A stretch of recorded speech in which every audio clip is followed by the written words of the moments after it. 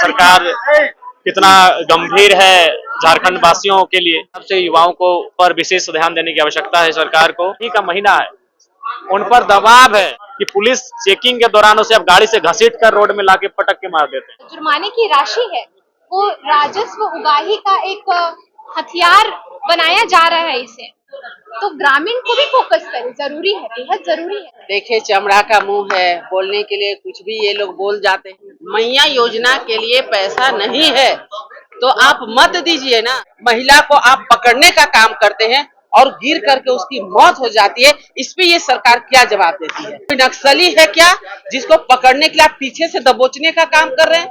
अभी वहां के तत्कालीन सीओ दर्जनों महिला के साथ एवं पीड़ित किया है, जिसमें पहले सीओ था उसका वीडियो भी चल रहा है। एक महिला से 4 लाख रुपया मोटेशन के लिए लिया था। और वैसे पुलिस पे जो जांच के नाम पे रोक सकता है, लेकिन किसी का साड़ी या पल्लू ने पकड़ के नीचे फेंक सकता है। इसलिए ऐसे पुलिसकर्मी को बर्खास्त किया जाए। और हर एक वर्ग की जो भी आवश्यकताएं हैं, विशेष रूप से ग्रामीण अर्थव्यवस्था को दुरुस्त करने के लिए ये बजट रहेगा।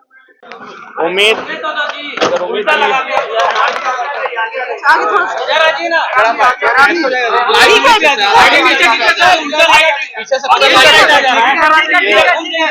जहाँ तक उम्मीद की बात है, उम्मीद तो बहुत सारी है, लेकिन अब बजट प्रस्तुत होने के बाद ही पता चलेगा कि सरकार कितना गंभीर है झारखंड वासियों के लिए।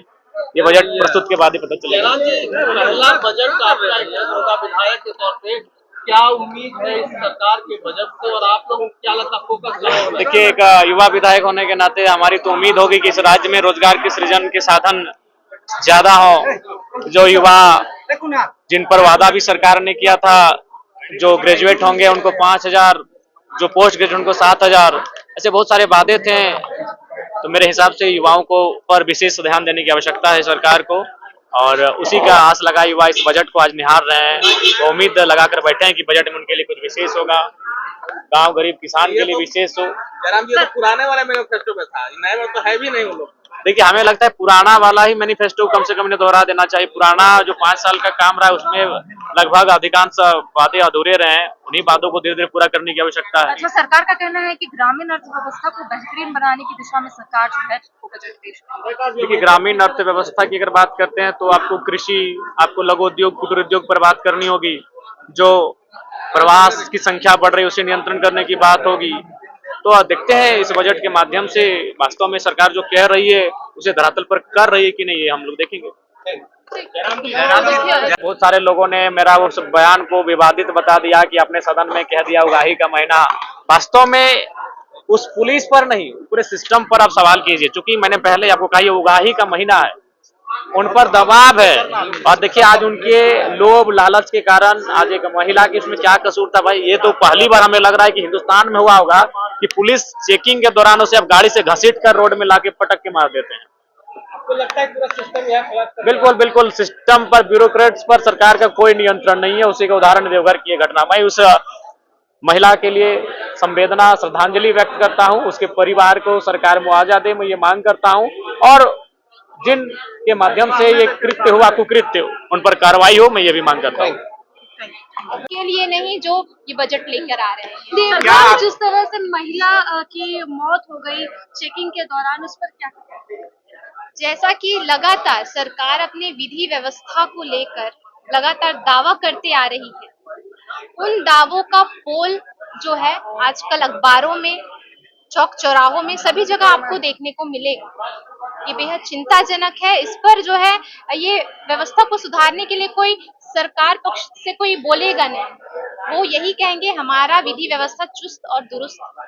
तो कितना चुस्त और दुरुस्त है वो आप सभी देख रहे होंगे, हमारी तमाम जनता देख रही है। मैं तो यही कहूंगी जो निर्दोष महिला को एक वसूली के चक्कर में, और मैं तो ये कहना चाहूंगी कि आजकल जो है ये जो जुर्माने की राशि है वो राजस्व उगाही का एक हथियार बनाया जा रहा है इसे, तो इसे ध्यान में रखते हुए जो कानून व्यवस्था है उसे सुधारने की जरूरत है।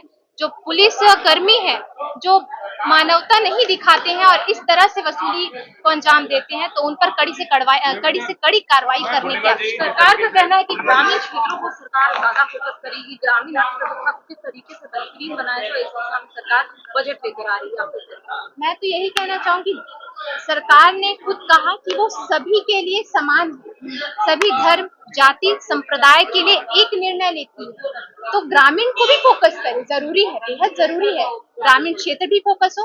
पर हमारे यहाँ शहरी क्षेत्र भी है जहाँ मध्यम वर्गीय परिवार निवास करते हैं, उन्हें भी ध्यान में रखा जाए, उन्हें भी ध्यान में रखकर बजट जो है प्रस्तुत किया जाए। पूर्णिमा जी, जिस तरीके से सरकार जो बजट इस बार का जो बजट है वो फोकस रहेगा।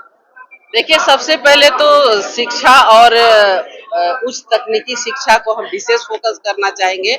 ऐसे तो जो बुनियादी सुविधा ये भी पूरा ये सरकार में अभी देख रहे हैं कि चरमरा गई है, तो बुनियादी स्तर की शिक्षा और स्वास्थ्य पर विशेष फोकस करना चाहिए, जिससे कि हम अगर उच्च तकनीकी शिक्षा जाते हैं तो एक बेहतर हम बच्चों को झारखंड के लोगों को दे सके।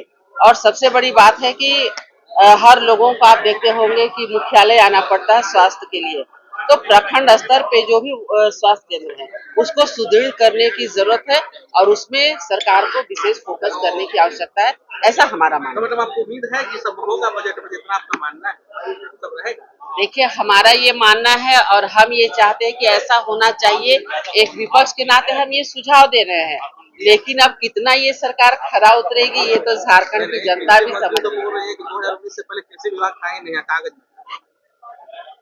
देखिए, चमड़ा का मुंह है, बोलने के लिए कुछ भी ये लोग बोल जाते हैं।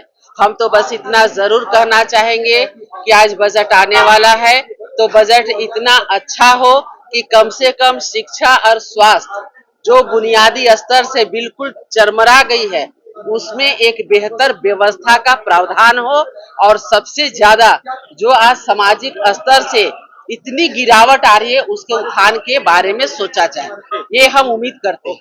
बिल्कुल, देवघर में पुलिस चेकिंग में एक महिला की जान गई है, क्या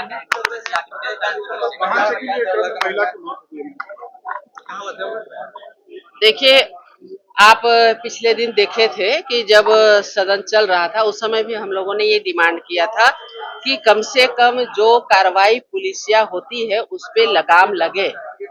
आज अगर आपको मैया योजना के लिए पैसा नहीं है तो आप मत दीजिए ना, लेकिन एक महिला पीछे में बैठी हुई है और आप चेकिंग के नाम पे इस प्रकार उसका चाबी छीनने की कोशिश करने के चक्कर में महिला को आप पकड़ने का काम करते हैं और गिर करके उसकी मौत हो जाती है। इस पे ये सरकार क्या जवाब देती है? मतलब वो कोई आतंकवादी है क्या, कोई नक्सली है क्या, जिसको पकड़ने के लिए आप पीछे से दबोचने का काम कर रहे हैं? इतना भी आपको समझ नहीं है, मानवता नाम की चीज नहीं रह गई है। तो कहीं ना कहीं ये सरकार आज इतना गिर गई है। अरे कुर्सी बचाने के लिए इतना मत गिरिए कि कोई महिला बैठी हुई है उसको पीछे से झपाटा मार करके बाज के जैसे आग गड़ाए कि कहां से हमें एक गलती ढूंढने के लिए मतलब उसका एकदम पकड़ ले। आप जगह बनाइए जहां पर कि मोटरसाइकिल रुके, गाड़ी रुके। हम ये नहीं कह रहे हैं कि गलत को आप साथ दीजिए, लेकिन वो महिला गिर जाती है देवघर में और उसकी मौत हो जाती है, उसका जिम्मेवार कौन है? क्या वो बच्चे अनाथ हो गए आज उसको वो मार दे पाएंगे ये सरकार? एक आतंकवादी को आप नहीं पकड़ पाते हैं, भ्रष्टाचारी पर लगाम नहीं है, लॉ एंड ऑर्डर आपका ध्वस्त है, और जा करके ऐसे एक मोटरसाइकिल वाले को पकड़ते हैं, लगता है कि वो पता नहीं क्या मर्डर करके भागे जा रहा है, वो आतंकवादी हो गया है आज। और इस प्रकार आज जो घटनाएं घट रही है ये कभी भी क्षम्य नहीं है।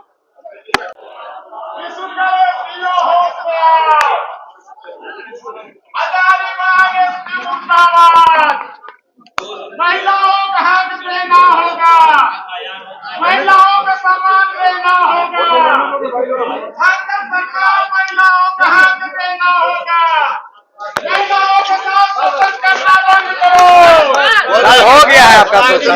ये बता रहे हैं कि आप महिलाओं की बात कर रहे हैं, यहाँ तो मैया क्या हुआ है वहाँ पे बताइए तो। महिलाओं का बात करके मैया सम्मान योजना उसमें भी बंद किया गया है पैसा।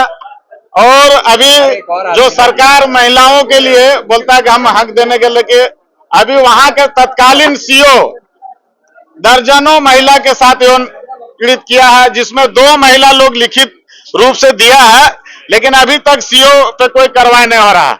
और चतरा में इससे पहले सीओ था, उसका वीडियो भी चल रहा है, एक महिला से 4 लाख रुपया मोटेशन के लिए लिया था। आप लोग लगातार सभी न्यूज में देख रहे हैं, मीडिया के द्वारा चल रहा है। और हम प्रश्न काल में भी सीओ का डाले थे, उसमें किसी तरह का जो प्रश्न का आंसर दिया गया उसमें हम संतुष्ट नहीं है। और लिखा हुआ कि चतरा डीसी द्वारा उस पर कार्रवाई किया गया था, लेकिन अभी तक कार्रवाई किया है तो किस तरह से वो नौकरी कर रहा है। और करोड़ों रुपया, अरबों रुपया वहां पे 4 लेन बन रहा है आपका बगोदर से लेकर हजारीबाग। जमीन में जाकर उन लोग को चेक पहले लेके काम कर रहा है, इसलिए सीओ को तत्काल बर्खास्त किया जाए, सीओ को बर्खास्त किया जाए। बिशुनगढ़ का सीओ है, हम बिशुनगढ़ का सीओ है और मेरा ही विधानसभा का मामला है, मांडू विधानसभा का।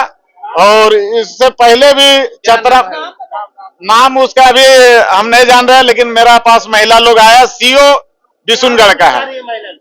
आरोप लगा उन लोग के साथ आपका यौन पीड़ित किया जा रहा है और मोटेशन के नाम पे रात में बुलाया जाता है, होटल में बुलाया जाता है, उसके बाद होटल में गलत काम करने का प्रलोभन दिया जाता है। सारठ का क्या मामला है? सारठ में पुलिस द्वारा चेकिंग किया जा रहा था, साड़ी पकड़ा तो वहीं पे मोटरसाइकिल से महिला गिरा और वहीं पे मृत्यु हुआ है।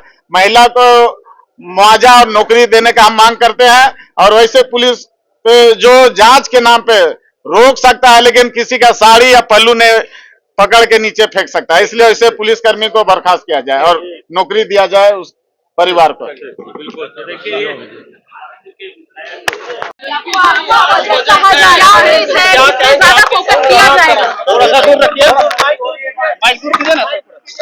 आज हमारे हेमंत 2.0 का पहला बजट का प्रस्तुति है और ये जो बजट हम लोग प्रस्तुत करने वाले हैं ये झारखंड की जनता की बजट है, झारखंड के आम जनता की बजट है ये।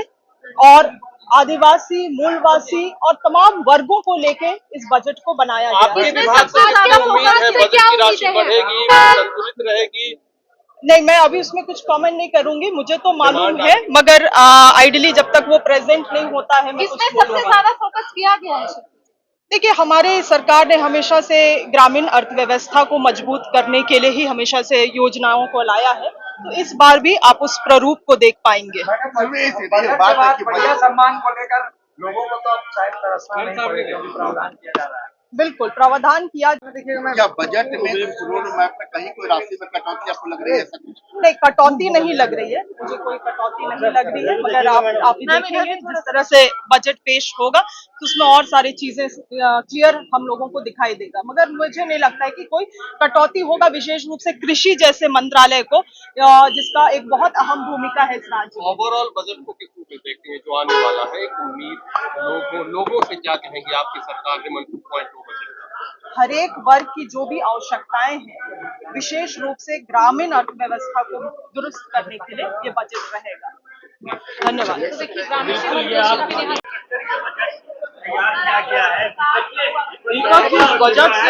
आप क्या कहेंगे? आपकी सरकार की बजट है, हालांकि 1 घंटे में तस्वीर साफ हो जाएगी, लेकिन कितनी संभावना क्या है?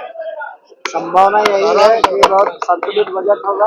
आम जनों को ध्यान केंद्रित करते हुए ये बजट को लाया जा रहा है और ये 5 साल का उसमें झलकियां दिखेगी। सबसे ज्यादा फोकस किस पे दिखेगा? सबसे ज्यादा फोकस किस पे दिखेगा?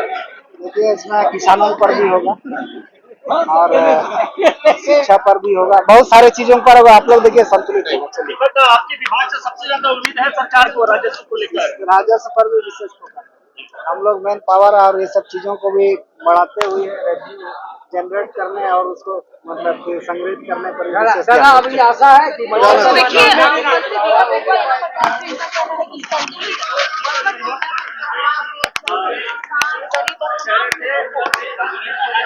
झारखंड की आवाज YouTube न्यूज चैनल को सब्सक्राइब जरूर करें, लाइक, कमेंट और शेयर करना ना भूलें। जुड़े रहिए हमारे साथ, क्योंकि हम हैं आपकी आवाज।